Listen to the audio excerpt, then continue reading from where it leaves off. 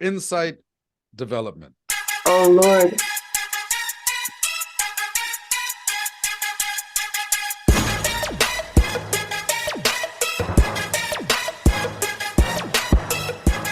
All right. Well, first up today is my insight about humility, being humble, being down to earth. In order to forgive people, you have to recognize your own fallibility. And in order to recognize that you're not perfect and you can be wrong, right, which is required to forgive other people for their faults, then you have to be humble.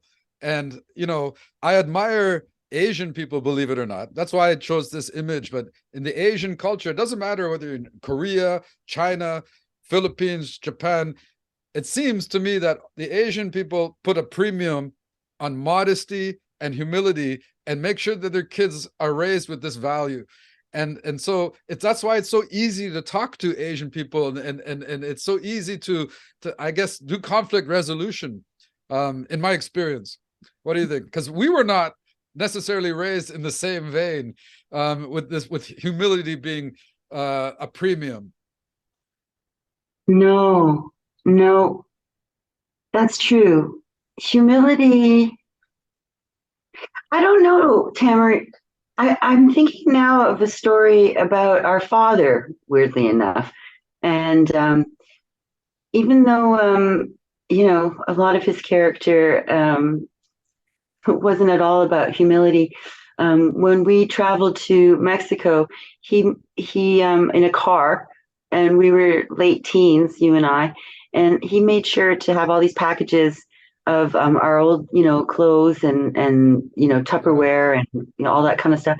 And I remember he dropped off this sewing machine at this little hut in the middle of the night, and only a goat really saw what he did. And I remember thinking that that was quite um, um, like a humble thing to do, actually, I remember when we finally gave that sewing machine away, it was in the middle of the night and somebody was sleeping on the curb outside. And our dad, Gabber, right, set that sewing machine on the ground. He did it in the most selfless way, not flashy, not looking for any recognition, left it beside this person. We were watching it from the car. And that, I think, was a pivotal moment in our lives.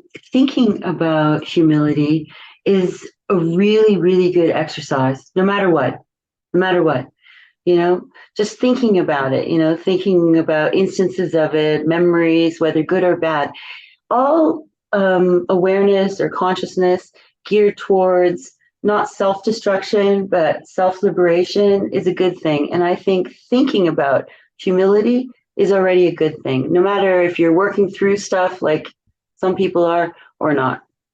But why are some people so intent at seeing themselves as like the standard bearer for all the rest of the humans?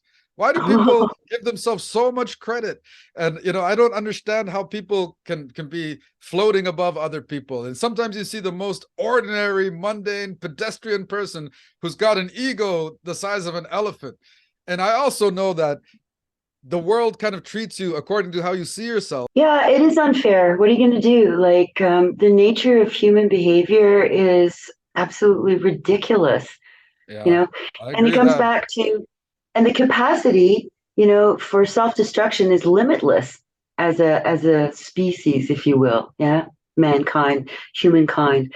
But Well, yeah, our species is rife with paradoxes. Nothing makes sense. Everything is the opposite is true. It makes me think of the most the intelligent people are often wrought with insecurity because they're intelligent. They're thinking about all the possibilities and the outcomes and where they fit in. But the really ignorant people are often full of self-confidence. Next up, reality. Now, listen, oh, first of all, we have to distinguish that there's a subjective reality versus an objective reality. And subjective reality is very interesting because it depends on your belief. I think it was Henry Ford from the Motor Company. He said, whether you believe you can or you can't, you're right. And so, how can two opposite things be true? Well, because belief equals reality. But that's a subjective reality. It's like a self fulfilling premonition. And so if you believe I'm your leader, I'm your leader. But if you believe I'm not your leader, I'm not your leader. Mm. That's a subjective reality thing. But there's objective reality. So if I believe the poisonous mushroom is not poisonous, if you eat the mushroom, the reality, the brute force of that reality will then come crashing down on you.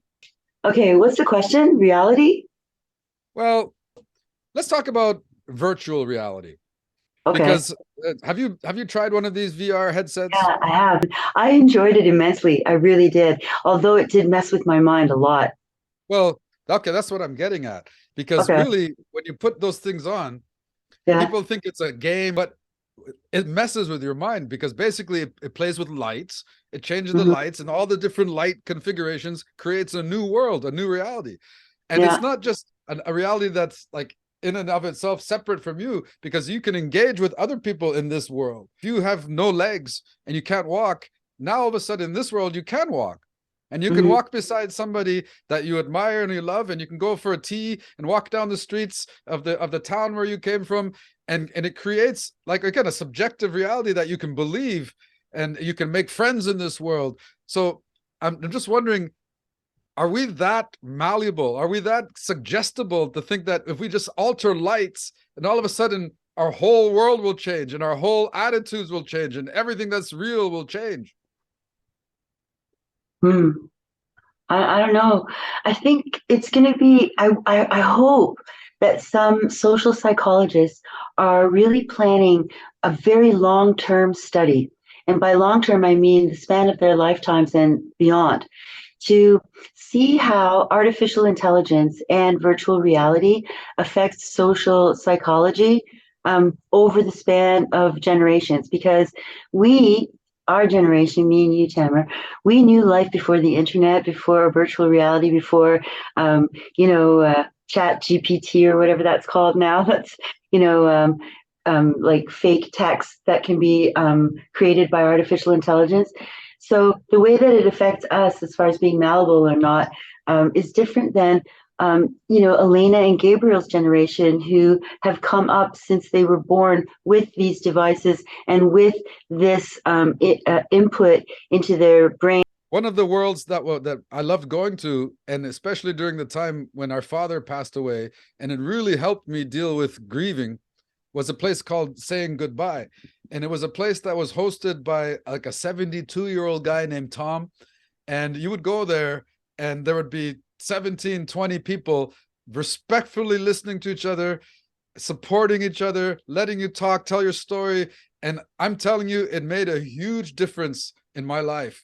And this was a place inside my headset in this virtual reality world that was so real, so important, so effective. And I just thought to myself, I don't think I can even think of a place in the real physical world that would have done such a good service for me. It's a beautiful idea, really. However, since we're talking about virtual reality, I'm going to bring in reality to the situation, and that is the smells are missing. The way that the sun feels on your skin and the way that the air is in the market streets of, Manila in the Philippines. That's not there. The person, shouting out 4 blocks over, but you hear at the very, very slightest, all those cityscapes that we have audibly and in all of our sensory, parts of our bodies. It's not satisfied in virtual reality, and because it's not, and because people of older generations especially have experienced those things, that might lead to an even greater loneliness, a greater sense of being isolated. Well said. All right, we're going to move on to the last segment of the podcast, and the segment